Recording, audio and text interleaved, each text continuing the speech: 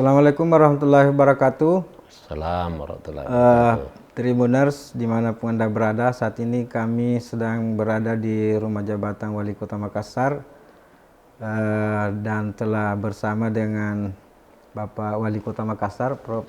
Yusran Yusuf. Biasa kami sapa Prof. Yus. Assalamualaikum Pak Prof. Yus. Waalaikumsalam warahmatullahi wabarakatuh.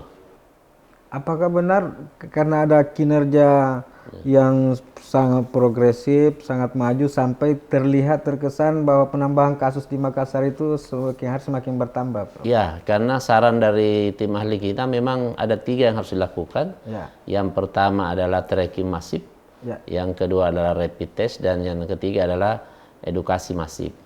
Tracing masif ini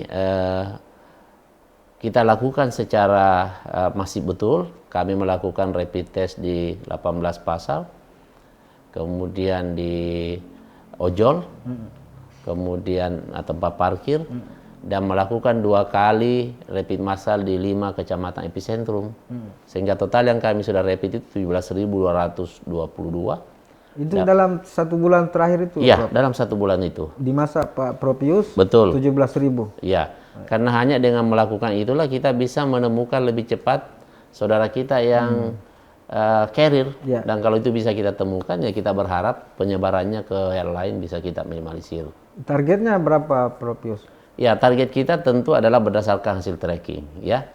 Dan sekarang dengan trackingnya masif itulah kita lakukan sampai 17.000, dan kita berharap dengan ditemukannya 600 lebihan reaktif itu indikasi awal untuk menemukan yang positif. Dan itulah kenapa di Makassar ya memang banyak ditemukan, karena kita memang masif mencari. Berarti sudah hampir 20% dari penduduk Makassar itu sebenarnya sudah di-tracking. Iya, betul. Ya.